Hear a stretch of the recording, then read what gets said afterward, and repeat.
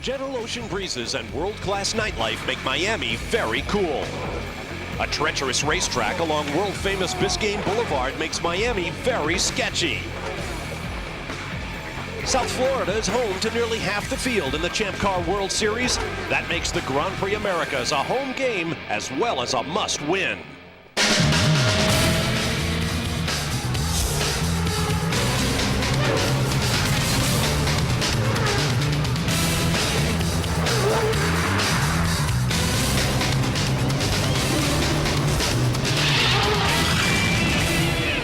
Bayfront Park in Miami on the shores of Biscayne Bay is the site of round 16 of the Bridgestone Presents the Champ Car World Series powered by Ford for 2003. But before you can race the Grand Prix Americas, you must qualify. Welcome to what should be a very interesting and unique single-car road course qualifying session on a tough little bull ring of a street circuit, just 1.1 miles in length, and it is a very hot day here in Miami. Here was the championship situation coming into the weekend. Paul Tracy, with 6 victories on the season, held an 18-point lead over Bruno Junqueira. But the Brazilian, who along with 7 other drivers calls the Miami area his hometown, has already shaved 1 point off of Tracy's margin and hopes to do what Tracy did back in July by winning in his hometown. But on a course like this, anything can happen, and lots already has. Let's take you back to Friday. Rain soaked the racetrack, and a bump down in the turn 14 area threw several drivers off, including both the points leader Paul Tracy crashing there, and second in points Bruno Junqueira from Newman Haas right here. On qualifying, and the sun came out and dried the track. In fact, it was the only dry running the drivers had when they went out on the clock. Paul Tracy went out, put up a good time, but mysteriously miscommunicated with his team and took only 2 of his 3 allowed time laps, wound up 14th. Michel Jourdain, third in points coming in, slid all over the place, kissing the wall here and there. He wound up 4th. Mika Salo in the Scientific Atlantic car from PK Racing, a huge surprise. He took to the track no fewer than 3 times, more on that in a moment, and wound up 2nd. But the fastest man of all, Bruno Junqueira, sliding around, never touching anything, inch perfect and absolutely fabulous to watch. Posted a time 0.6 of a second faster than anyone else could manage, and picked up provisional pole, a guaranteed front row starting spot for Sunday's race, and a bonus point. There's a look at the times in the first round. Salo there, just 0.6 off of Junqueira. He went out on his first timed run, but was balked when Darren Manning had a problem. Went out for a second run and was actually brought in before he had completed all his allowable laps. So they sent him out a 3rd time. He wound up P2, and the rest of the 19-car field was not happy about that. Now let's take a look at the top 5 men still alive for the championship. As I mentioned, Bruno Junqueira now just 17 points behind Paul Tracy for the title. Calvin Fish is standing by with the Brazilian. Well, Bob, as you well know, it's very hot and sticky down here in Miami. We're down in pit lane qualifying about to begin, and Bruno Junqueira, you came into this weekend 18 points behind. That precious point for Paul yesterday has to feel good. Yeah, it was important. Today is another point, and for sure the most important is to get the pole. And we're gonna work hard today if you can keep the pole. Difficult day yesterday. The morning session was basically wet throughout. You went to qualifying, single car qualifying with no dry time, and everyone up and down pit lane was stunned by that lap you put together. That was a blistering lap. Yeah, it's very difficult. I think that brings the best of the drivers because nobody knew the track. Even if it was kind of last year, but half of the corners were different. And I had to really push hard on the last lap, even if the tires get up to the temperature, and I really push.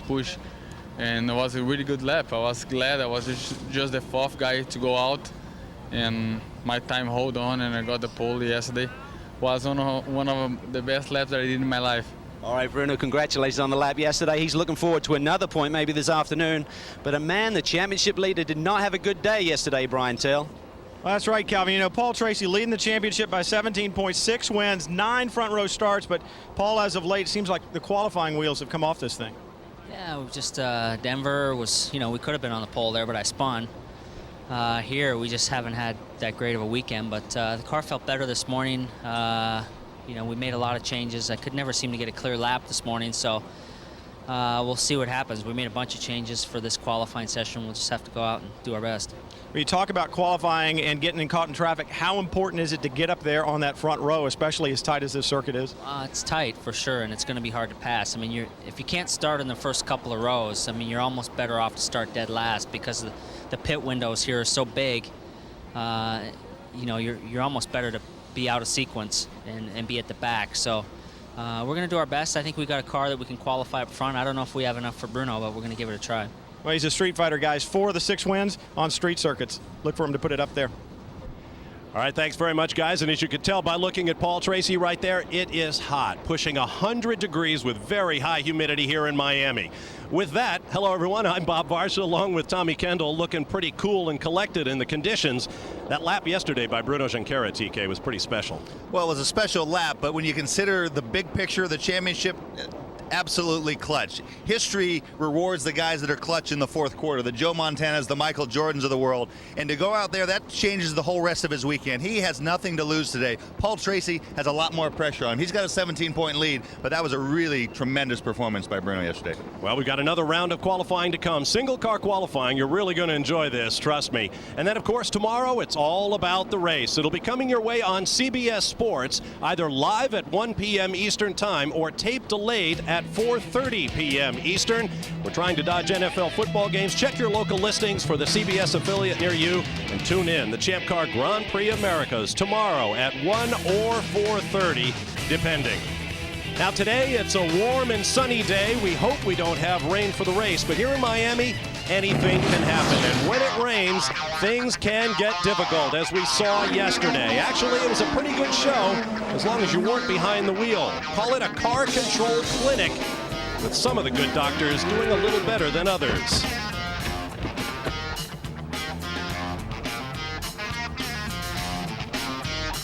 You want to know something? This place is almost as slippery when it's dry. We'll be right back to Miami, Florida. Single car qualifying for round 16 of the Bridgestone Presents the Champ Car World Series, powered by Ford.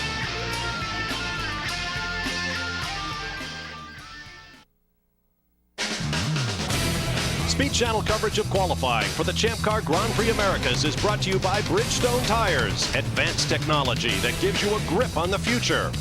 And by Ford. If you haven't looked at Ford lately, look again. Welcome back. A beautiful view of the cruise ship terminal on Biscayne Bay. And in the foreground, Bayshore Park. Side of this weekend's Champ Car race, round 16 of the Bridgestone Presents the Champ Car World Series, powered by Ford. Here's a look at the musical chairs going on at PK Racing. 4 drivers have driven for the new team this year. Patrick Lemarié started the season and ran 6 events. Brian Herta stepped in at Laguna Seca. Max Pappas ran 7 events. And Mika Salo started his Champ Car career 3 weeks ago in Denver, Colorado. He was in the car yesterday and had an interesting experience. Went out on track just as he was finishing his hot laps. He came across Darren Manning, who had hit the wall, broken the right rear wheel, and taken the tire down. So Salo was brought in and, under the rules, allowed a second run. But somehow, he did not run the full 3 timed laps. John Ward on the right and the rest of the PK Racing team went to officials. They agreed and decided to send Salo back out a 3rd time. This time on his one and only timed lap, his 3rd hot lap.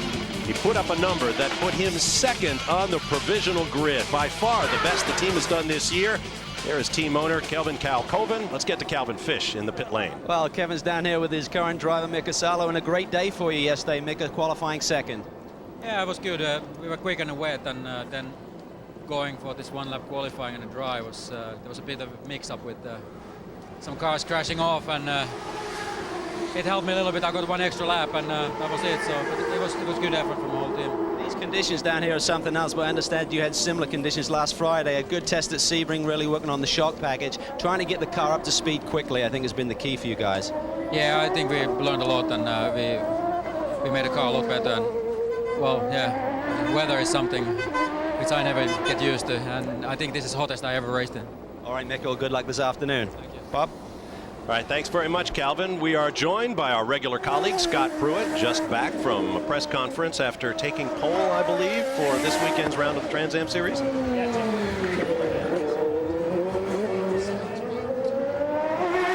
Test 1, 2. Yeah, there we are. Yeah, and this is a challenging little place, and as Mika was saying, brutally hot right now in the Champ cars, especially in the cars that I was out there, the Trans Am car, the Jaguar. There's a lot of heat in those cars anyway, and on this circuit, you don't get a chance to rest much. You're just trying to keep the thing out of the fence and keep it pointed in the right direction. This is Mario Haberfeld, the first car on track. Currently third in the rookie standings. He's had another solid run here this weekend. Hasn't shown that much in qualifying, but certainly in the practice sessions, Denver took a big step forward, and certainly here this weekend. If he can back it up in qualifying, these guys should come back with a good race. Had lots of problems in the first round, but he puts up a number of 45.441 seconds. That would have been great yesterday. It'll be interesting to see what it means today, because the times in practice this morning got much faster. No surprise given all the wet track we had yesterday.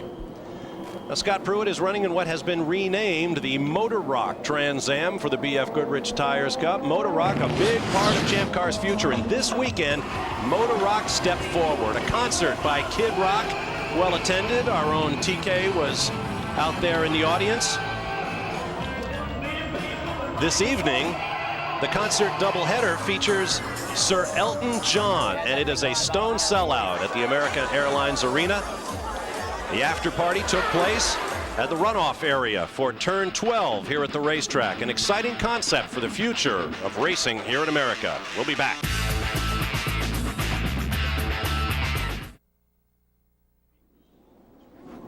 Welcome back to qualifying in Miami, where it is hot, guys. 125 degrees worth of track temperature they just showed us in Michel Jourdain. Challenging conditions, but especially for you. How are you feeling? Well, not perfect. I've been a lot better. Last night I had a pretty bad night with the stomach and all that, but I've been in the medical center all day, you know, with IV, and I feel better. So it's good that we only have to do 4 laps today. Well, it's brutal conditions. It is hot, like we talked about, and obviously a stomach flu does not help. But one of your best qualifying and one of your strongest performances all year was at Long Beach. You did not have the result you wanted, but another street circuit. Can you duplicate that here? Well, to duplicate that, it's very hard ever, you know. I think we got one of those almost perfect days or weekends. But, I mean, the car's been good. Yesterday and today we were 4th this morning, but it's hard, you know, one car qualifying and you only have 3 laps, so it's very difficult. You know, it's not always the fastest is up there week. When it's been in the one car qualifying, we haven't done good in England and here, so and last weekend, but hopefully we'll do good. Well, he has been Mr. Consistency all year long. He has finished more laps than anybody else, all but 32 this season, guys. So he may not qualify that well, but look for him to be there at the end. That's why he is where he is in the points. Thank you, Brian. Now on track, Alex Sparafico. Driving for Dale Coyne Racing. Excuse me, this is his teammate, Jeff Boss. Boss turned in a lap at 48.765 seconds yesterday. He's already done 47.265 in this run. And look how bumpy this racetrack is. It's extremely bumpy, and as you can see, there's a different color right there. You can actually see a good pavement change going from very slippery in the back part of the track to actually quite a bit of grip through here. Going through the last section, this is very tight. It's almost a continuous left-hander onto the front straight and a checkered flag. 46.446, so a big improvement for Jeff Boss. The next car will be on track shortly. Let's get to Calvin. Well, Darren Manning is down here getting strapped into his car right now. And this morning, Darren, you had a problem with the gearbox, that huge bump as you come onto this front straightaway. Is that a concern for you and the teams keeping the car underneath you all weekend? Yeah, it's going to be tough, but I think we've sorted it out. It was a little bit of my mistake on the downshift side of things over the bumps. But yeah, we should be okay. Maybe this race is going to help us as well in qualifying. How about these conditions? Is this the most brutal humidity you've ever felt in a race car before? Can you tell? I'm sweating like a pig. No, yeah, it's pretty bad, but once you get out there and open your visor a little bit, you've got a full air conditioning, so it's no problem. As ever, Joe Wheel, Darren Manning, and at Mexico City in the next race, they're going to have Luis Diaz, one of the Toyota Atlantic standouts, joining them on the Walker team, a 3-car effort down in Mexico.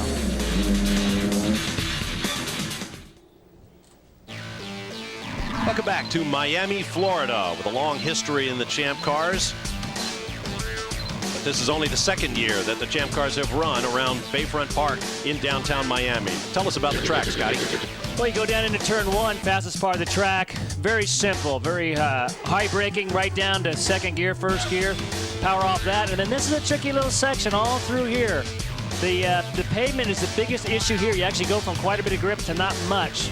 Down around the fountain, pretty straightforward. Again, you're concerned with the less grip of the asphalt there. And down in through 7, 8, and 9. That's a pretty tricky little place. It's down, it's actually covered up with trees. There's always a lot of action there.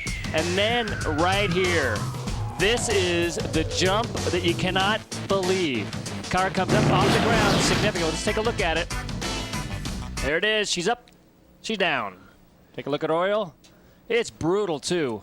They worked on it quite a bit last night, but they had a couple of compounding things. The grinder broke about halfway through, but talking to Chris Neifel, he says there's a set of circumstances there that almost dictate this is going to happen.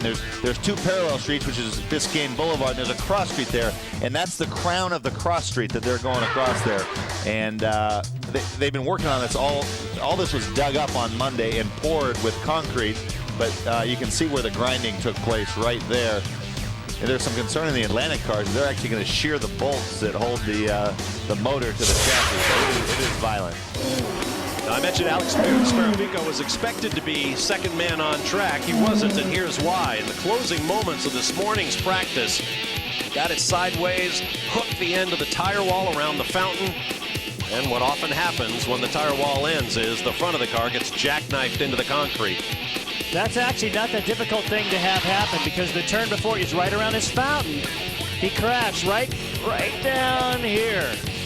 And what happened is leading up to it, that's almost a continuous turn. And he just kind of got the back end away and he just couldn't get the thing gathered back up and there was no place to go. It looks like he was late turning in, and then once he's late turning in trying to get the speed off, and then he got out about 3 feet to the right, locked the rear wheels, and did the exact same thing that Ryan Hunter-Reay had done about 10 laps before. Here's Rodolfo Levine, who has completed his run, 46.319, his best effort, currently 7th on the provisional grid. To Calvin Fish. Excuse me, to Brian Till. I'm here with Ryan Hunter-Reay. He's talking with his engineer about his car. Ryan, I'm going to bother you for just a second. I know in practice this morning you guys had a pretty quick car, but looks like you got bit out there. Yeah, I mean, well, we went quick when we were on new tires initially. We were P1 when we were on new tires, so that was good. And, I got into a bit of the dirty stuff and tagged the rear end. Fortunately, we got a bit of the right front end plate. We don't have any spare parts for it, so that's the way it is. That's the way it's going to be. I'm going to drive it as fast as I can now, and we're throwing some unknowns on it right now, and we'll see how it goes. We put on a driving clinic at Mid-Ohio, guys, one of the talented rookies in the series. And like you said, not a big budget team, not a lot of spare parts. They've had to go to an older nose. It doesn't have the downforce that the new nose has, and downforce has always been an issue on this Reynard. But look for Ryan Hunter-Reay to put this Reynard as far up the field as he possibly can. Bob? Thanks, Brian. Now, this is a new part of the racetrack. This is an extension of the circuit that was used last year. So all of that is virgin territory. On to Biscayne Boulevard. Start-finish straightaway. This is Tiago Montero from Fittipaldi Dingman Racing, 16th in the championship, 5th in the rookie standings. We'll see Sebastian Bourdais later in the day, and he has a chance to lock up the Jim Truman Rookie of the Year award this weekend if he can outscore Darren Manning by 7 points. There's a story with this helmet. Tiago's helmet is not his normal helmet that he's wearing, and this is part of a fundraiser that Jamie Dingman has put together. There's a charity called the Childhood Foundation, which is founded by the Queen of Sweden, who's Jamie is friends with. And there's a group of some of their projects at the Childhood Foundation, which aims to improve the conditions for children all over the world.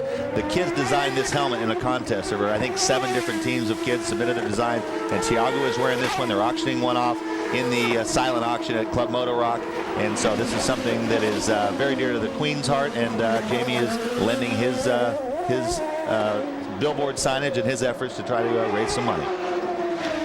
Montero provisionally 4th right now with a 45.724 second lap. That's 2.1 seconds quicker than he was able to go in yesterday's first round. Now don't forget, yesterday it was rain in the morning, So their full practice was in rain conditions. So the first time that any of these drivers saw dry was during qualifying itself. Got a little away from a little bit. So that's one of the reasons we're going to see a big change in speed today. These guys did not have the opportunity to. Montero jumps up to second with a 45.318. But with that, finally getting some opportunity this morning to get on a dry track and dry set of circumstances to really work with the chassis. So we're going to see a significant jump in speeds today. Paul Tracy will be the next car on track. We'll take a break and be right back. Plenty of racing going on in Miami this weekend. The final round of the Toyota Atlantic Championship will come your way at noon Eastern Time tomorrow here on Speed Channel. Also racing this weekend, our own Scott Pruitt will lead the way toward a possible title clinch in the Trans Am Series. You'll see that race Friday, October 10th at 9 p.m. Eastern Time, only on Speed Channel.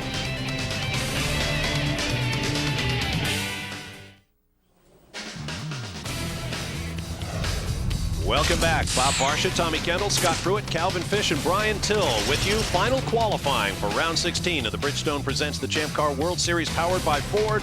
The Grand Prix Americas on a beautiful, if very warm day here in Miami. Flashing down past the Bayside Marketplace Shopping Mall onto Biscayne Boulevard.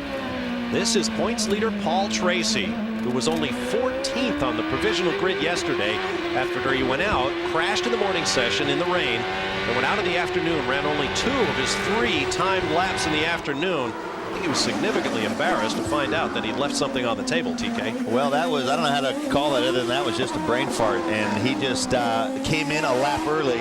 And I mean, talking about a pressure-packed situation, Paul has got to make it happen today, or it has huge championship implications. He's shown he can improve positions during the race, but if he doesn't get a spot up in the top 3 or 4, and Bruno has a trouble-free race, he is going to really eat into that cushion that he has. He has not qualified well in the last 2 races. His last pole was 3 races ago at Mid-Ohio, a race he won. Big jump right there. He won. 44.768 seconds of speed, average speed around this very tight little circuit of 92.477 miles an hour. That's another lap. Only a second lap, exactly. Pretty tidy down around through the long turn around the fountain. And it's real slippery until right there you get good grip. So you just hope that you hit the sticky stuff before you hit the wall. Exactly. You let her drift. Oh. The old course went left. This is a new section. Oh, shades of Denver.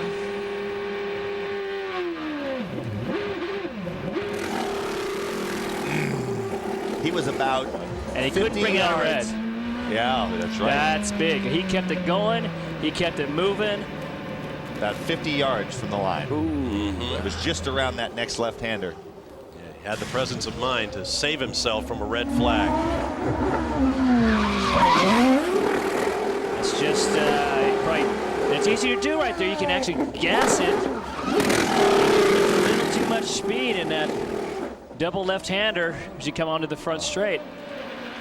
Right here, just happened on a downshift, second downshift.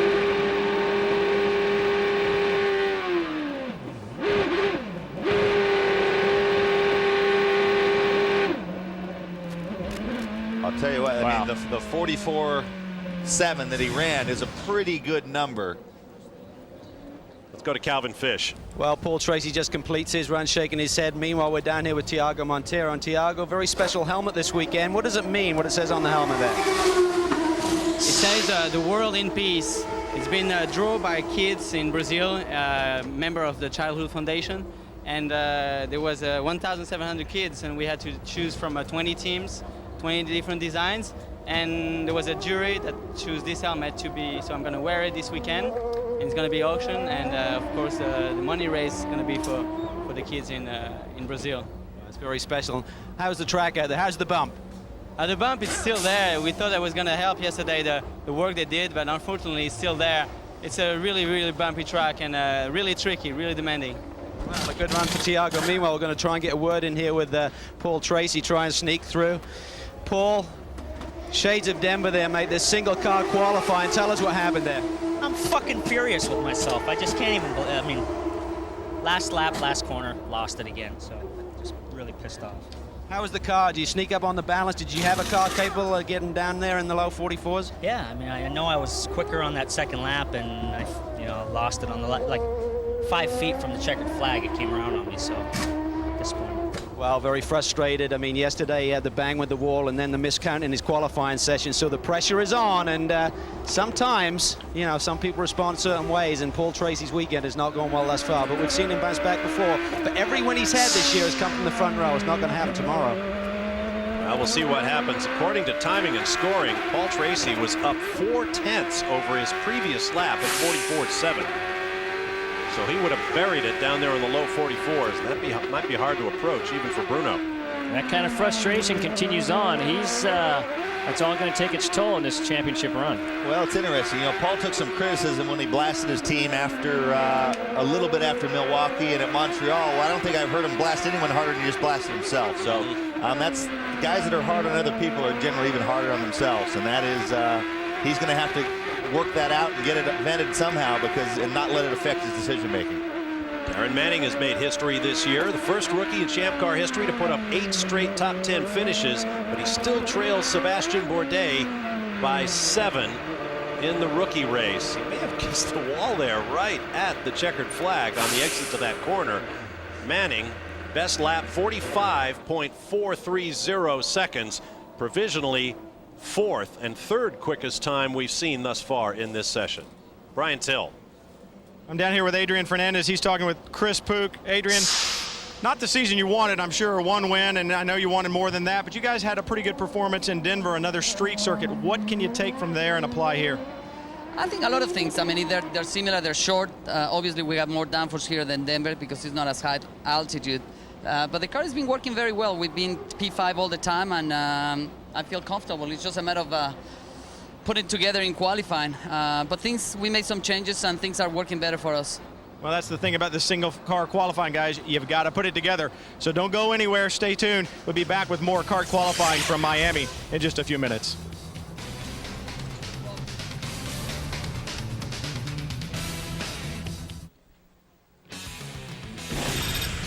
Welcome back to Champ Car qualifying on the streets of Miami. Of course, the Formula One World Championship is on U.S. soil at the Indianapolis Motor Speedway, and Speed Channel is all over it. Catch our pre-race coverage of tomorrow's Grand Prix of the United States beginning at 1:30 p.m. Eastern Time, live, followed, of course, by the race itself. I read David Coulthard was hitting 219.9 miles an hour on the straightaway in his McLaren Mercedes. Wow. I also read the McLaren team has 50 sets of Michelin tires mounted for this weekend's attack on Indianapolis. Champ Car teams get 7 for the weekend. I got a chance to do a promotion with both the Formula One drivers for Jaguar, and both those guys 6'3" and 6'4". Most amazing, but good fun. Like race car drivers should be. Yeah, I mean, I got my pictures taken with these guys, and they were, towering over me. These guys were tall. Unbelievable. Would this be the time where I let a little TV secret out that when we do our stand-ups with Bob and I, Scott gets a little booster chair that he stands on. And we laugh about it, but he laughs when he gets in his race car because he fits in all of them and I don't. Here's a guy who's not real tall, but drives well. Roberto Moreno up at the first sector interval. Nice save. Almost did what Ryan and Sparfico did this morning. Yeah. Easy to do right there. 2 poles in his career. He is capable. Look how much he lost. Oh, my. He's just trying to catch up with it now. Last lap. Oh. There's the line right there. 45.140. Roberto is going to be very unhappy with that. We'll have more news on Roberto a little later on. Right now, let's get to Calvin. Down here with Darren Manning, completed the run, but a tough weekend for you. The wet session yesterday, single car qualifying, so not much running in the afternoon, then a gearbox this morning. How was the car? Yeah, pretty much like you said. I just had a lot more to come there, really, just knowing how hard to push, especially over things like the big bump coming onto the pit straight there. There was a lot left in there, but I think pretty competitive with the other Reynards, and, there's a lot more to come, but what can you say when you run out of time in testing? All right, Darren, nice job. Let's go down to Brian Till with Oriole. Oriol Servia, the only driver in the field to qualify in the top 10 in every race, 6 top 5 qualifying positions. How do you get it up in the top 5 on the racetrack as challenging as this one? It's really challenging. This morning we were able to do it. We were third fastest, so you know, all the other guys are going to try really hard now. Hopefully we have the edge on them. We're really close, and we hope to have the V-Steven car on pole for tomorrow. I mean, this is a great race to be in pole, I tell you.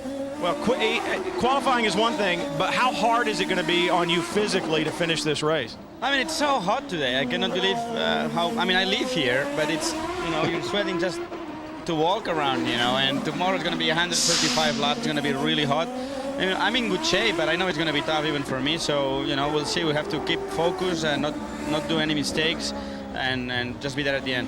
Well, good luck.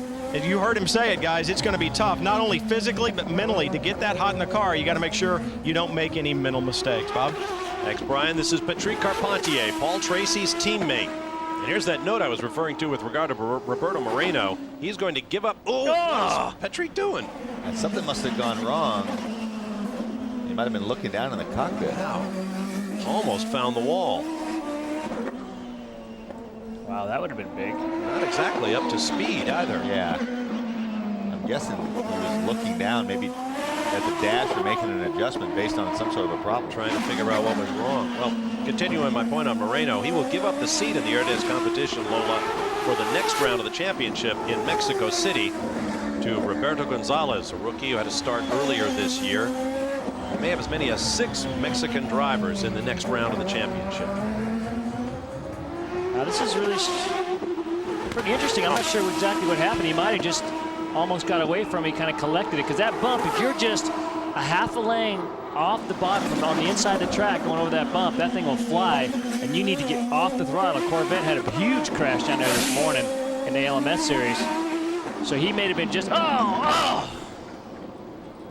And that's that trouble spot that everyone's been struggling with. Moreno got away with it. Patrick does not.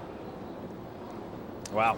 Basically, the back got away from like everybody else, and then he got it straightened out, but it was out of room.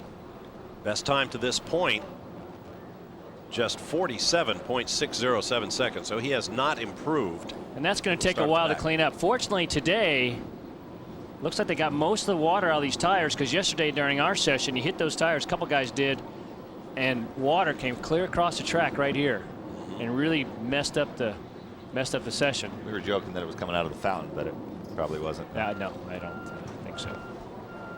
See if we can take a look at this again. See if we can figure out what happened. Well, you got to hit the fence there. The overhead, you could see that he lost the back on the entry real early on. Simple got it caught, safety but then teams couldn't make the corner. Talking it over. Carpentier in no hurry to get out of the car. Wonder if everything's okay in there. That's what I'm wondering. Otherwise, he'd have been climbing out of there already. He banged his knees together or something. Patrick has real problems with his wrists. Good point. He broke the one out of the car, and then he's I looked him down. He didn't let go.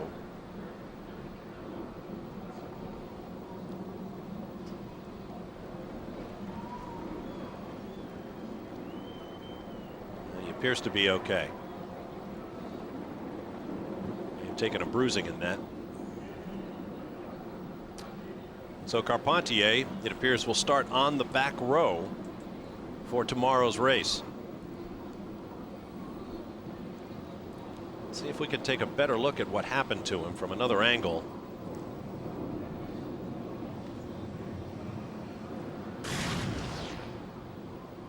He was already sideways when he got to that corner. And that's the thing I was mentioning. See this? All of this asphalt here, all of this is significantly different than the rest of the track, and if you get a little offline, it just has no grip. So he was pushing real hard. The back gets out from underneath him a little bit. He corrects, but then there's just no place to go. Let's go to Calvin Fish.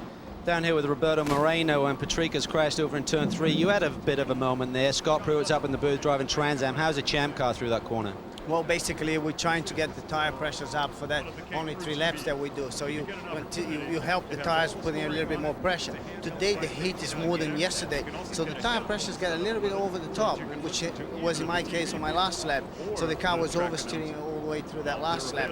But what happens is, coming out of the first turn, there's a little hole, a drain there, which makes the right wheel spin.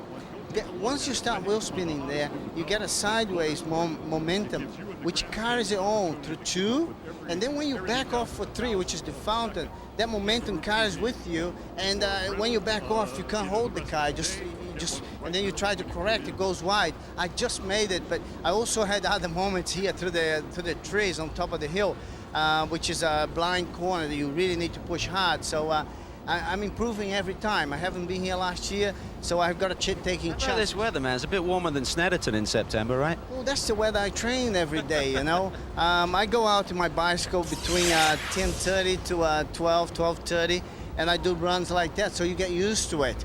But definitely, when you drive many laps in a car like that, it really drains you a lot. So you've got to drink a lot. All right, man. Good luck tomorrow. Roberto Moreno. He may be the oldest guy in the series, but he's certainly still very fit, Bob. No question about that. I don't think you ever get used to this crap here. I was going to say, you can stand it, but you don't get used to it. Here's a look at the drivers still to come as Patrick Carpentier's car is hoisted away. Carpentier came into the weekend 5th in the championship, trying to stay alive for the title. His job just got a lot tougher.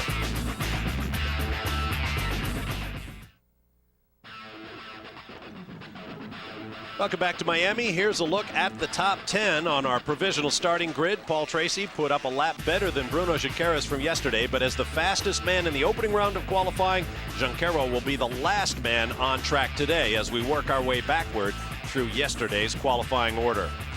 In addition to the Motor Rock concerts and all the other delights of Miami, Florida, a television episode is being filmed against the backdrop of the Champ Car World Series. It's an episode of the CBS TV hit CSI Miami. And we thought we had a complicated setup just doing TV at the racetrack. And then this is our Brian Hunter-Ray doing the on-track driving, wearing his teammate Jimmy Vasser's helmet. Don't ask me why, but the episode centers around the team and a race situation. Tentatively scheduled to air November 10th, the actors came away with a respect for the drivers. I got some sympathy for these guys. It's a pretty tight little cramped little quarters in there. I don't know, maybe for the adrenaline. I like adrenaline a lot. But I think my job's maybe a tad easier. I get a little more pampering. It's been great. It's been a learning experience, you know, for me to see how all this stuff works. It's amazing how many takes they take on everything, you know. I think we did the shot 15 times, so it's been neat. A luxury we do not have here in the announce booth, I might add. Look for that episode, CSI Miami on CBS, tentatively November 10th. I won't tell you what happens to whom. On track now, Jimmy Vasser, 1996 Series champion, 13th in points. Well, it's been a pretty disappointing season with the first year American Spirit Team Johansson group. His best finish of the year, 4th. But he did have a good run here last year in Miami. And he had a great run going this year in Mid-Ohio as well. It's certainly running right up the front. And so it's just been packed with a lot of unfortunate failures for car failures and just some unfortunate situations with the struggles with the Reynard, because everybody's been struggling with the Reynard significantly more than the Lola this year. Jimmy went from 12th to 3rd here on this very hard-to-pass street circuit last year. Check his split times. There's an interesting exchange after the race. During one of his passes, he got in underneath somebody and he couldn't get stopped. He ended up hitting Paul Tracy in front of the car he's trying to pass, knocked Paul out of the race, and he called to apologize afterwards. And Paul says, "What are you apologizing for?" He says, "Just drive like that all the time." Well, Jimmy started out up on Paul Tracy's provisional pole time in Sector 1, but as you see, he lost it in Sector 2. Second off the pace through Sector 3. And this is his first lap, so he still has another Last lap. Jumpers with a flourish. And that was an improvement to 45.380 seconds, 91.230 miles per hour. That puts Jimmy provisionally 5th on the grid. 10 drivers still to take to the track. Brian Till.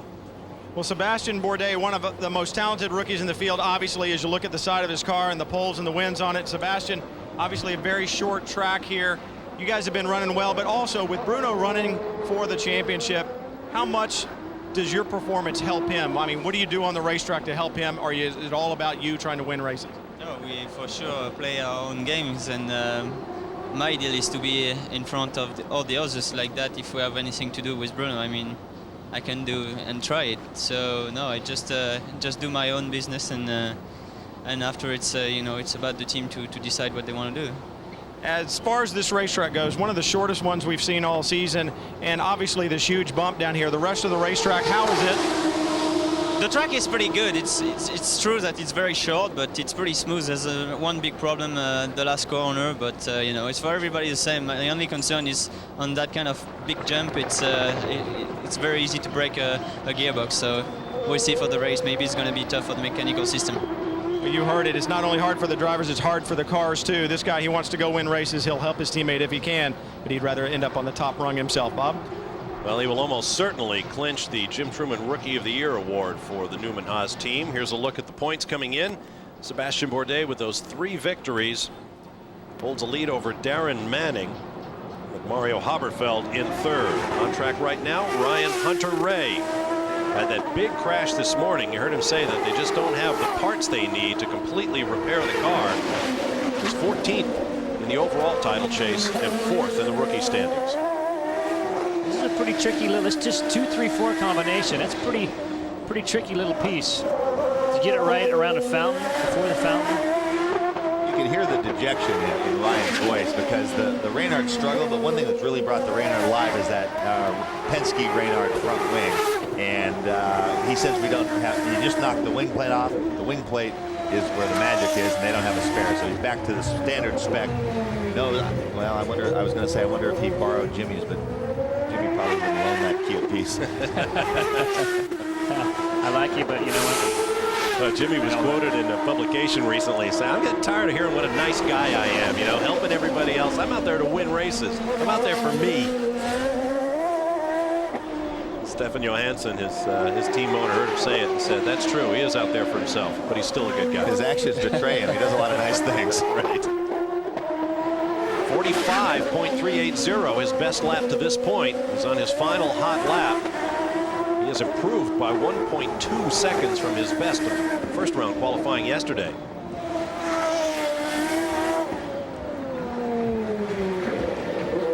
Just around the corner.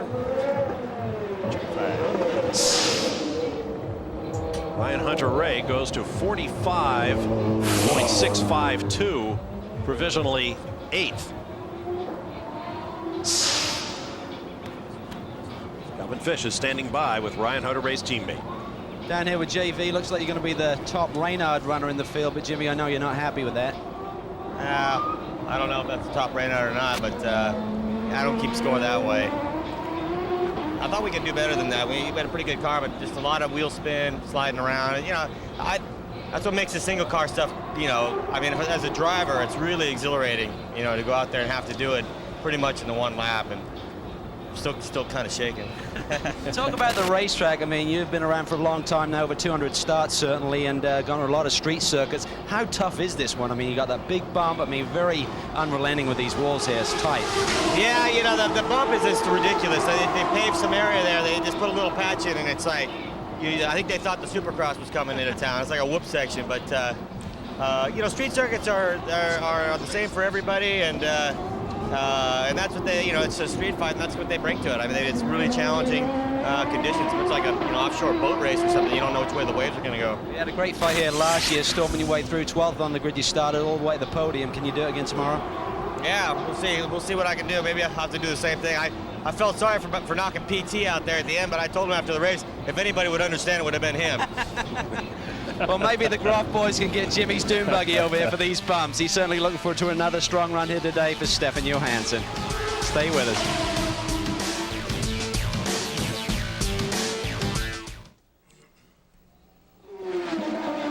Welcome back to the streets of Miami, Florida. Mario Dominguez and the Erdez competition car is on track. I'm Bob Marshall with Tommy Kendall, Scott Pruitt, Calvin Fish, and Brian Till. Second round qualifying, single car. 1.1-mile street circuit with 14 corners. And not many of them terribly tight, so the average lap speed is fairly high. Paul Tracy sits on the provisional pole with an average speed of 92.477 miles an hour. Look at the air that Mario Dominguez got over what Jimmy Vasser just called the whoop section between 13 and 14. It's a pretty serious whoop section there. It's pretty brutal. We touched on that a little earlier. If you get it wrong, you'll come down on the high side of the next whoop. I can see the debrief. How's the car? It's pretty good through the whoops. I like that smirk on Jimmy's face when they asked him about last year. His little smirk. He still smiles about it. Yeah. I think he liked to be on the other end of the horn. Better to be the windshield than the bug. Dominguez, fourth place, 45.157. Got another good lap going here. Coming for the checker. Nope, does not improve. 45.364, so he remains fourth on the provisional grid behind Paul Tracy, Bruno Junqueira, who has yet to go out, and Roberto Moreno. There you see the numbers on Mario. Last 3 weeks, Mario's been kicking back. He flew to Australia to do promotional work as the defending champion in the race at Surfers Paradise and flew back. That's a way to spend your vacation. I'm guessing there was probably a Miss Indy preliminary Yeah, it'd be something going on there for him to fly that far. Be sure to check out Wind Tunnel with Dave Despain, Monday through Thursday night at 9 p.m. Eastern here on Speed. Monday, Dave's guest will be Paul Gentilozzi, racing entrepreneur. I guess that's the theme of the week, because on Tuesday, Bruton Smith, CEO of Speedway Motorsports, will be talking with Dave. Be sure to check out Wind Tunnel with Dave Despain here on Speed Channel. Alex Tagliani, Paul Gentilozzi's Champ Car driver, is coming up to speed. Let's get to Brian Till quickly. Here with Ray Lito, who's the engineer for Michel Jourdain. You know, we've heard a lot of the drivers talk about the bumps and so on and so forth, but actually heard Bourdais is one of the first guys who said it may be hard on equipment. You guys in Jourdain finished more laps than anybody, so you obviously put a good piece under these guys. How hard is it on equipment? Well, it looks pretty hard looking at the data. This bump coming on the front straight's a really big hit. It's one of the biggest of the year, so we're going to take a good look at the suspension, especially the rear of the car. You know, we had time between these races. These cars are fresh and rebuilt, so they've got plenty of miles left on them. They're not near the end of their life, so they should be good. We'll take a good look at them. I think we know what we're looking for, but, you know, you never know what can happen with an all-day beating and all weekend beating like that. It's brutal around here, guys. You talk about 750 horsepower coming off the ground and then back on, and that really puts a load on the rear end and on the drive shafts on these cars. That amount of torque is being driven through there, then it unweights, it unwinds, and then it rewinds. It's just this huge, you know, it's like torquing it back and forth, and eventually things snap. And at this point in the season, there's some teams that, you know, spend more money and light their parts differently than other teams, and it's not a coincidence that the guys that have good records finish the tough races like this. Doesn't have a good lap going here. Quicker through section 1, but obviously dropped a lot through section 2. It's been pretty consistently. That must have been a heck. Paul must have done some tremendous times through those middle two, that second section. There have been a number of guys up on him, and they're all about a second slower. So in spite of letting himself have it with both barrels and giving himself an F, he's still sitting at P1. You know, the real fast guys are yet to come, but he's going to probably not be in horrible shape here. And his last lap, 45.372. It's about a full second better than he did yesterday. Of course, those tenths will come harder as we get to the faster guys in yesterday's first round. He's on his final lap now. And again, quick through sector 1, and then loses. But even at that, he's about 2.5 tenths up through section 2. Similar through section 3, though. Looks like that time's going to be similar, just slightly better from the previous lap. Across the line, nope, does not improve. 45.577. He remains 6th on the provisional grid. And he is another of the drivers who put an exclamation point on this morning's practice with an accident. Clipped the wall driver's left. Wow. Flattened the left rear tire. See the right front off the ground and wound up blocking the road. There is where he caught the concrete. Been a lot of work for the crews in these very hot, humid conditions in Miami this weekend. Let's get back down to the pit lane. Well, Bob, that moment that Tagliani had this morning didn't make his crew pleased. That was his in lap. He said, I needed to bring it in hot so you could get some data. You can imagine the crew didn't quite agree with that philosophy. But meanwhile, let's go up to Mario Dominguez. Good run for you there, but it looks like the tire pressures may have peaked. Your last lap was a lot slower, Mario. Yeah, I guess it's a problem with we probably went up too high with the tire pressures to begin with, and they just went up too high, and the last lap was a lot slower. And you know, I wasn't looking at the time, but it felt like it was going to be quicker because you're pushing harder and harder. But no, it just was quite a bit slower, like 3/10 on my second lap. Talk about the racetrack. It's going to be a tough, long day tomorrow. 135 laps, and these conditions. I know you're a lot fitter this year. You've been really working hard on that. The weather is unbelievable. Every driver gets out of the car and sweats a lot, and me in particular, I have a problem with sweating. I sweat more than average, so I'm going to have to drink a lot of Gatorade tomorrow, or drink a lot of fluids as well before I get in the car, because it's going to be a tough one for us. 135 laps, believe me, this is unbelievable. All right, Mario, good luck tomorrow. As he mentioned, the drivers have very different makeups in terms of whether they can deal with this heat, and he certainly sweats a little bit. We'll see how the boys perform under these conditions tomorrow.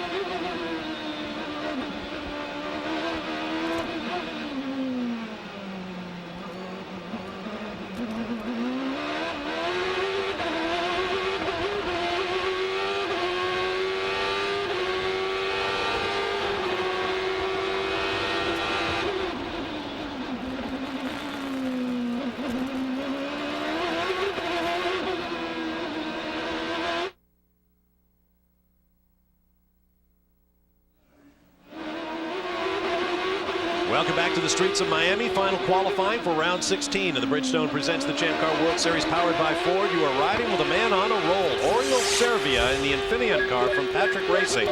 Coming in off 2 consecutive podium finishes in Montreal and Denver.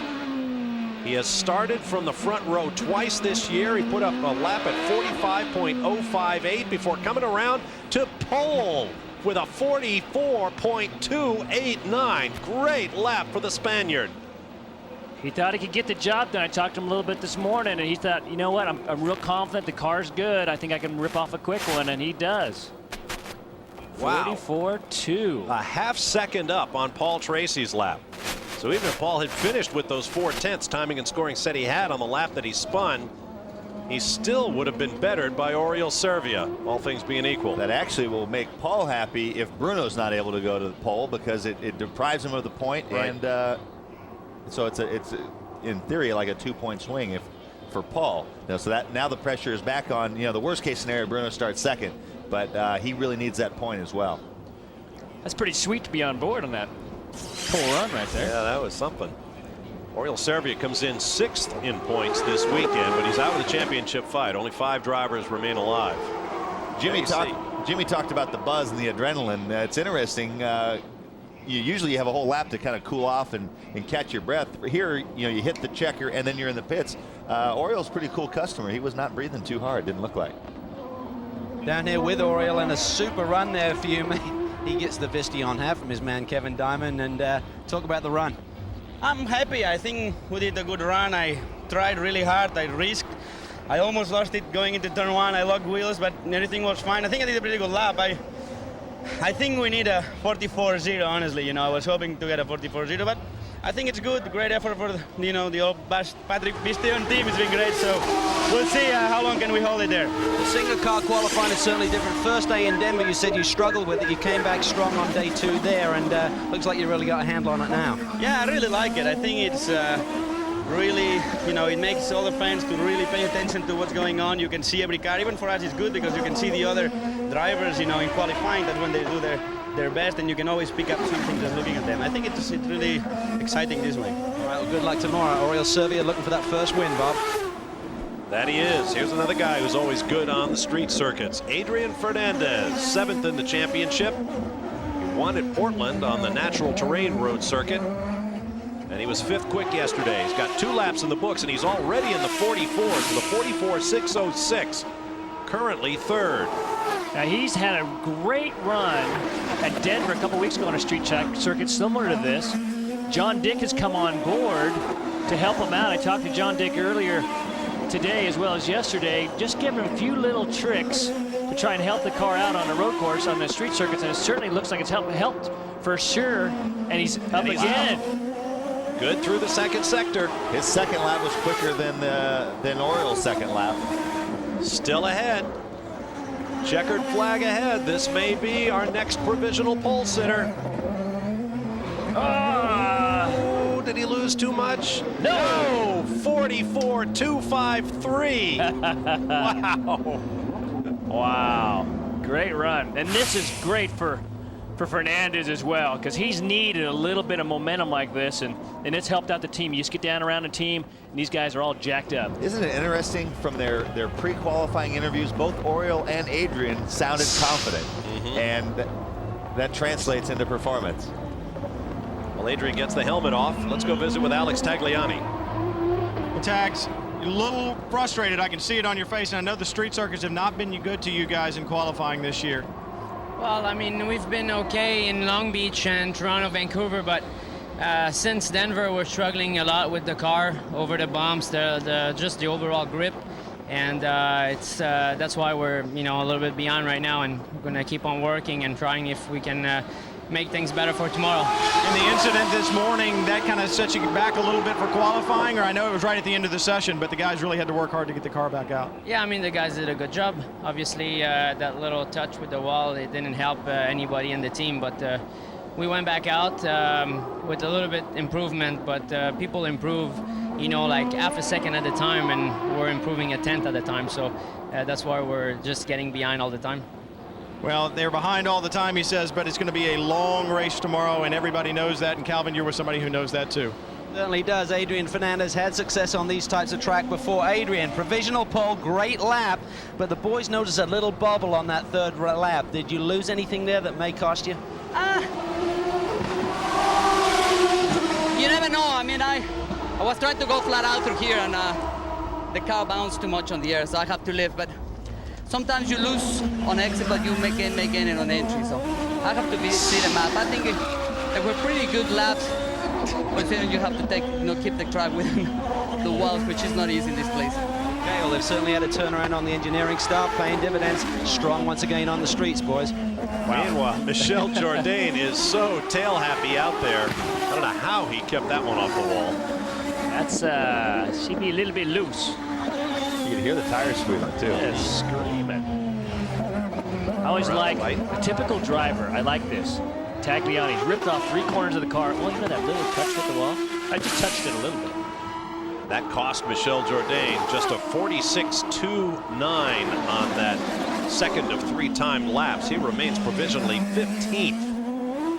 And he, more than anyone, can tell you how important it is to qualify up front. It's made a huge difference in his season and made him a legitimate title contender. 3rd in points coming into the weekend. Maybe trying just a little too hard here. Just a little too hard. Getting away from it a little bit there under exit. Locking the fronts, getting in. He needs to settle down just a titch. He's just doing enough things to overdrive the car to get him off just a little bit. Checkered flag over the Gigante car from Rahal Letterman Racing, and it's a 44.939. That hoists him up to inside of row 3 on the provisional grid. 5th quickest, Michel Jourdain. 4 drivers still to come. Stay with us.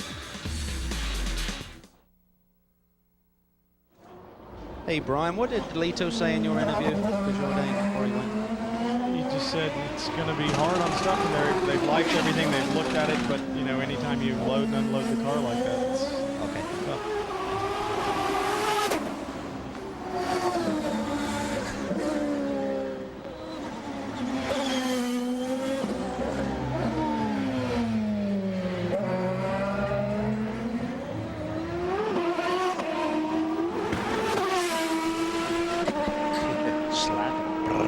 Hey, Calvin. Hello. Calvin, this is Scott. Can you get to one of the engineers and just talk them how difficult or what the challenge is trying to get the tire pressure just right for that second lap? Okay. Imagine we have traction control. Have them give modes. increments, in terms of, they're doing it to the 10th of a pound. Yeah. Maybe Michel. Yeah.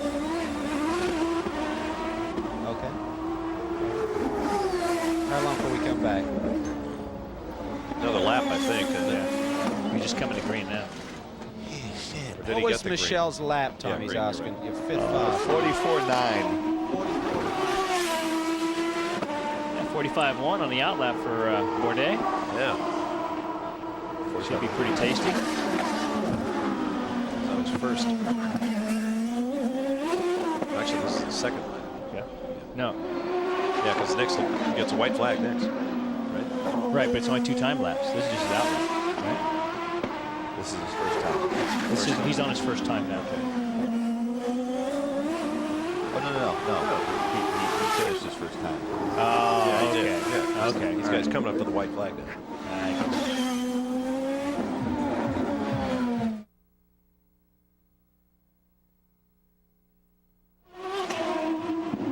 Welcome back to the streets of Miami. On track, the rookie leader and 4th in the overall championship, Sebastian Bourdais from Newman Haas Racing. His first lap, he's on the boards in the 44-second zone at 44.955. This is his last lap. Little off. Section 1. Be interesting to see section 2. Looks like he's struggling with the car a bit. Yeah, 4/10 off through there.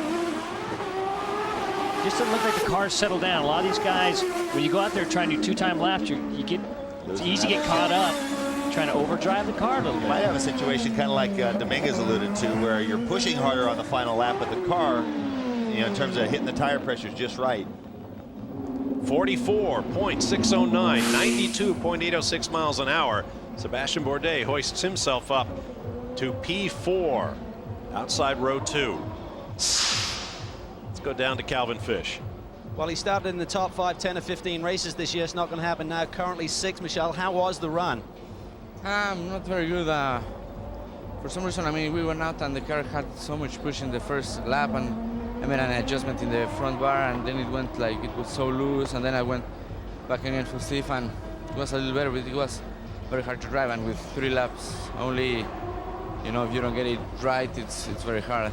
You talk about hitting the peak tire pressure. How small adjustment will you actually make for one of these runs, Michel? Is it a pound, half a pound, or even less? So critical, it seems. Yeah, it's very, very critical, and it's so hot here today, and the sun is very strong, so I don't know, we have to go back and see what the tire pressures are, but maybe they were too high too, because the car was just like going off. I mean, the grip was going away pretty bad. Okay, Michel, we'll see what he can do. Currently on the 3rd row. Let's go down to Brian Till. I'm here with Paul Gentilozzi, a guy that does double duty, actually triple duty on most weekends, Paul. But I think the most important question that a lot of people want to know is the sale right now. Open Wheel Racing Series, how's all that going? Well, it's really on schedule. Of course, we'd like to have had the schedule start several months ago, but it hasn't. We've signed our definitive letter of agreement with the board of directors of Champ Car, and we're now finishing our proxy statement, which is a very involved, complicated document. It's in the last stages of review. Hopefully we'll go to the Securities and Exchange Commission for review. That's a statutory stop for it. It'll be there as long as it takes for them to look at it. And after it comes out of the SECU, Securities and Exchange Commission, excuse me, we'll go on and send it to the stockholders. All right, which is more difficult, getting this deal done or making a race car go fast? Oh, this deal's a lot harder than a race car any day. It is a complicated deal, guys, but if anybody can make it work, it's this guy, a racer and a businessman. It's Paul Gentilozzi, and it'll be good to see him around. See if you can catch some tickets to Sir Elton John tonight off of it. On track, Mika Salo, the surprise of the weekend thus far in the Scientific Atlanta car from PK Racing. Got his 2 laps in, his best 45.8, currently 15th on the provisional grid. It's a long way to go. I think, the circumstance that led to them having 3 runs, given the fact that nobody had any dry laps, I think that helped him a lot. I'd be very surprised if that was representative of their true pace. We're going to find out right here. But I mean, literally, he was still probably learning his braking points, and so to have 3 goes at it gave him a big edge. That's a big edge. And we see through section 2, sector 2, he's already a second off, 1.3 now. So it's certainly not representative, but just the fluke of what things can happen, and not representative of truly what the team has in store. Now, if that would have put him P1, they could have said, representative or not, he was locked into the front row. As it stands, it's all the way back to 15 for Mika Salo. 45.731 seconds. Down to the pit lane again. Down here with Sebastian Bourdais. You were second fast this morning, Sebastian, and fourth quick, we believe, right now. So was the run good, or did you miss it a little bit? I don't know. I have to see. It looks like it was a pretty clean lap and just not quick enough. So I don't know. Maybe it didn't take enough risk. It's very tough, anyways. You know, it's only 3 laps, and the condition changed a bit since this morning. It went a bit hotter, so I don't know. We'll see. It's gonna be a tough race tomorrow. So hopefully we'll have a good result for this McDonald Lily car.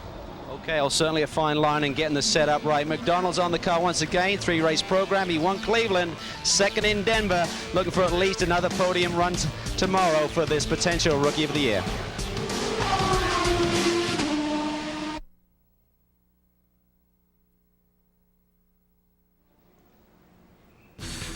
Welcome back to Miami. There's a look at the championship. Bruno Junqueira, fast man in Friday's first round of qualifying. 17 points behind leader Paul Tracy. There's only one man left to qualify. He's on track now, and that is Junqueira, whose first lap was a 45.639, about 0.6 off of what he did yesterday to lead this field by 0.6 of a second. He's trying to beat the 44.253 second run put up by Adrian Fernandez. I talked to my open about what a clutch performance that was for Bruno, but you can go back to Denver. Everybody's talking about how difficult it is to get everything timed just right in single car. Quickest on Friday, Bruno Junqueira. Quickest on Saturday in Denver, Bruno Junqueira. Quickest on Friday here, Bruno Junqueira. Coming together at the right time early in the year. 44.521 for his first lap. Little off. Just about 0.3 off of where Adrian is. See if he can pick up a little bit. I think that's the quickest second lap so far, though. Yesterday's lap was just a master. Just takes a second. Clip the inside wall and threw him straight off into the opposite side. I was about to say yesterday's lap was a masterpiece of controlled aggression, sliding but catching it everywhere, not getting in trouble. It's a very fine line between that and this. Well, that's actually what yesterday earned you, is the chance that all this does is it puts him to the outside of the front row. Right. This is exactly why that's so important to do that yesterday, because then you can really take the chances to try to do right this. Here. Clip the inside front wall. You see it on that wheel right there. Yeah, the red on the tire. And just shot him right into the outside wall, straight across into that wall. So, under the kart road course qualifying rules, Junqueira, fast man on Friday, will drop no further back, as Tommy Kendall just mentioned, than the outside of the front row. Let's see if we can see what happened to him. Yeah. You see him just clip the inside right. Just saw that little bob smear of rubber on the paint that they put on the edge of the back wall. That's one thing about these street circuits, they are unforgiving. Look at coming in here, you'll see him right about right there. Bang, he hits both the front and the rear. See it coming off right there. That's why they painted that color, so the driver can spot it. And what happens is just bang, forces him straight off into the opposite wall. Had that happen, it's not very nice. When you hit the inside wall in a medium speed thing, you're in the outside before you even know you're crashing. You hit and you're like, oh, it's like bang, bam, bam. Hardly, you don't even have time to close your eyes. Just reached too far. Actually, before his fast run in yesterday's first round of qualifying, Bruno had an accident in the morning practice. He thanked his team for rebuilding the car and helping him get to provisional pole. They have some more work ahead of him. There he sits in the safety team truck. There's a look at Mika Salo. Looks like he's kissed some concrete as well. Calvin Fish. Well, I believe Mika actually did that on the first lap. And how was the car after that bang with the wall? Yeah, my steering went pissed about quarter turn, and it's really difficult. It was understeering like hell for all the left-hand corners and oversteering the right-hand corners. With a good test and promise of yesterday, how disappointed are you now going into race day tomorrow? I'm very disappointed. This is the circuit where you can't overtake, so I'm very disappointed. Okay, well, there you have it. A lot of guys getting into the fence today, and 135 laps tomorrow. We're going to see more of the same, I think. No doubt there will be some late nights for some crews. Alex Barafico could not answer the bell, so the session is concluded, and Adrian Fernandez has his 4th career pole in his 176th career start. Good for Adrian. I'm happy for him. It's good to see. Oriol Serbia and Sebastian Bourdais on row 2, Paul Tracy and Michel Jourdain on row 3, then Roberto Moreno and Mario Dominguez, followed by Tiago Montero and Alex Tagliani. We'll take a break and be back with more follow-up to today's qualifying for round 16 of the Bridgestone Presents the Champ Car World Series, powered by Ford, the Grand Prix Americas.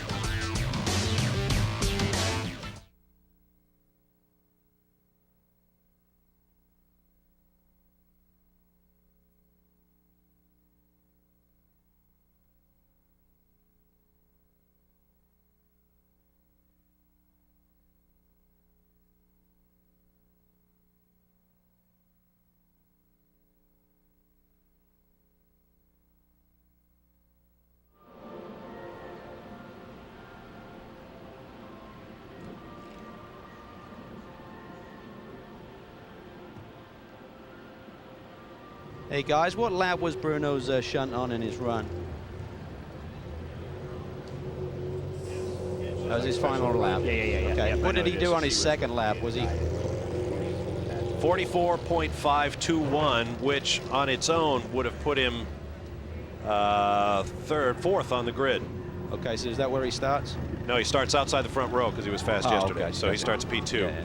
So what was the time though? Position 44. His time? Yeah. 44. Into 4th or 5th quick, did you say? Yeah, 44.521 would have put him 4th quick. 4th quick is it? Okay. Right. So I mean, it was a good lap. Yeah. And what typically were we seeing as an improvement on the guys who improved on the last? Is there any pattern to that? Or not? There wasn't a lot of rhyme or reason to that. Some guys were not going any quicker.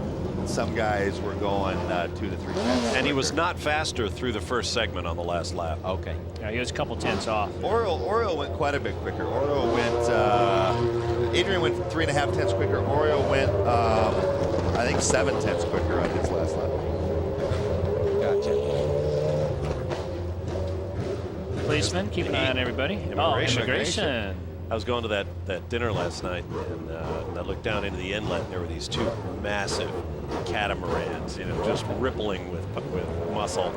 One was the customs service, and one was immigration. I think those were seized boats that they reconditioned. Isn't that what got the late Don Aronow in trouble? He started building boats for the good guys. Oh, really? The bad guys got upset with him. Yeah. Please. Like all I need to do is just take over some of those seized boats they get. Yeah, exactly. Maybe he was hanging with someone's wife. And it in a hail of gunfire. Right? Yeah. At a stoplight. At a traffic intersection. Yeah. Where did PT end up after all of that? 5. Really? Yeah. Next to Jourdain.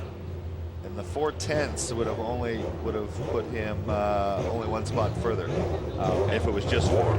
Yeah, he would have gone to 4th. Yeah.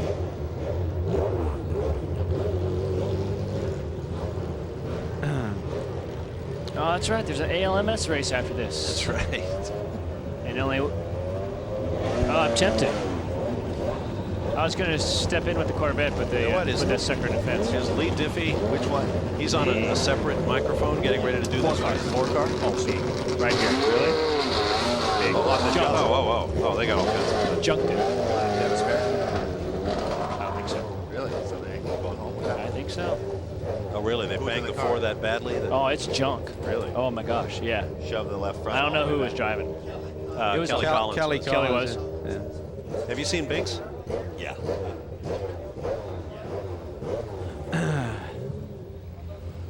Johnny O'Noodle.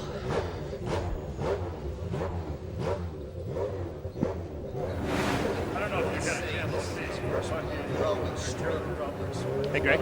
Yeah, I think Monterey is a street Is this our circuit. final segment? No, I'm just. If this track. Is that your final answer? Final answer? No, we wouldn't do that. Yeah. Okay, let me know how it goes. Be there. All right, I'll stop here before I go back to the hotel to shower.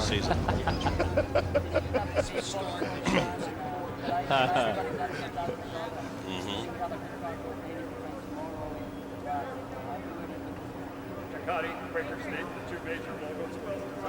found the magic formula That makes it I have to thank What's on the menu?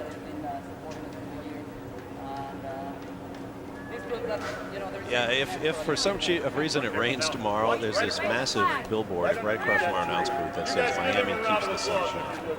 You can have some fun with that. Yeah, the one you showed instead of the babes on the boat coming back from the last break. You know How bad was that? They were bodacious. What were you thinking, Roger? Oh my goodness. You need to cover the boat people. That's a big problem here. I don't care if it's Silicon Valley. Isn't Paradise in Silicon Valley? I'm thinking that boat shot was a lot better than Miami, the Magic City keeping the sun. I'm ready. He's looking for the Let's lay him to rest. Man on the boat.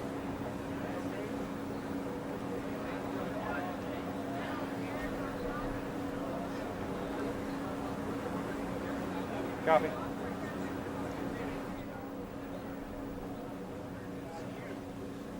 Well, thanks, Bob. Adrian Fernandez, first pole of the year. How was that run? Oh, it felt fantastic. The car was very well balanced. We had some changes done from this morning to the qualifying run, just barely little things, and the car was fantastic. I spoke to other drivers. Some drivers didn't find that much more grip, and I found a lot of grip on my car, and I think that's a compliment to my engineers. They did a fantastic job all weekend. And starting up front at this racetrack, as tight as it is, how important is that? I think half the battle is done, and obviously, as long as I don't make any mistake through the whole run and we do have good pit stops, I think we should be able to win it. I'm pretty confident. The car has been very consistent. It wasn't a fluke that we suddenly got here. We were fastest this morning with old tires, and it's just fantastic that just finally we got a good pole. We got our win. We got our one pole this year, so it's looking good for us. Especially in 2 weeks it's going to be Mexico City, so this is it's a good feeling for the team. And John Dick, a new guy on your team that I'm sure has helped out a lot. How has that been received? Well, Chris Finch has been a fundamental engineer in the car, and John Dick has been helping us tremendously in the last few races, and the combination is working so good. I mean, we overworking John because he's also working in the other series, and he's just both of them. They're doing a fantastic job, and all my guys. So I think we are good on pit stops. So I think tomorrow we can be in good shape. Well, you heard him. He thinks half the battle is won, but we'll have to wait and see until the end of the race tomorrow. Elation down here, not so happy where you are, Calvin Fish. No, that's for sure. Bruno, talk us through that final lap and the incident. I just came to turn 3 to the front, and I brake really late, but here I end the step out, and the front went a little bit more to the left, and I brushed the inside wall, and then I lost the control. The car went straight on the outside wall. Had the balance gone away on the third lap at the tires peak, potentially the guy said the segment was no faster than the second lap. Do you think he had some more speed in the car? Yeah, for sure. I didn't push on the first and second lap. Even so, my second lap was really close from the pole. And the last lap, I pushed really hard, and I thought I had a car to be on the pole, but didn't happen today. The good news is you will still start from the front row with the provisional pole from Friday. Talk about the race tomorrow. 135 laps. You got Adrian Fernandez on the pole. He's not really in the championship hunt. Does that affect your strategy at all? It's going to be really difficult, especially on the start of the race. Really difficult to start outside, but Adrian and Oreo, they really want to win the race. Then it's going to be difficult, but I think the Pacifica #1 car needs to finish #1 spot in this race, and I'm going to work for that. Well, 4 races to go. Every point is important. Bruno Junqueira looking for a strong run here tomorrow. The good news is he can sleep in his own bed tonight.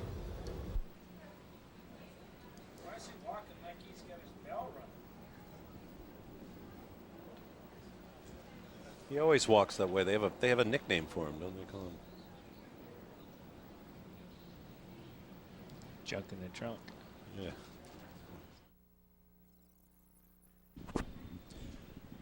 Speed Channel coverage of qualifying for the Champ Car Grand Prix Americas has been brought to you by Bridgestone Tires, advanced technology that gives you a grip on the future. And by Ford. If you haven't looked at Ford lately, look again. An absolutely beautiful day out on Biscayne Bay. Good day for a ride on the SS Planet TK. Right now, let's get down to Brian Till. Well, thanks, Bob. Adrian Fernandez, first pole of the year. How was that run?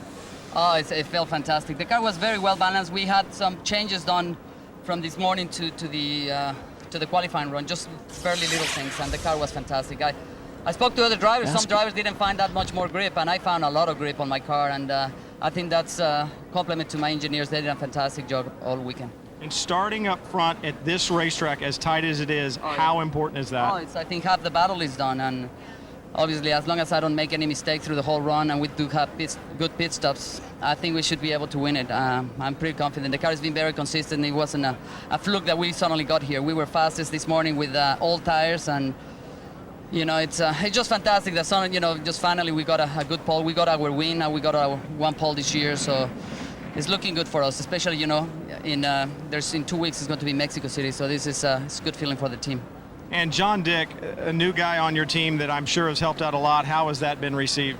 Well, Chris Finch has been a fundamental engineer in the car, and John Dick has been helping us tremendously in the last few races, and the combination is working so good. I mean, we overworking John because he's also working in the other series, and he's just both of them. They're doing a fantastic job, and all my guys. So I think we are good on pit stops. So I think tomorrow we can be in good shape.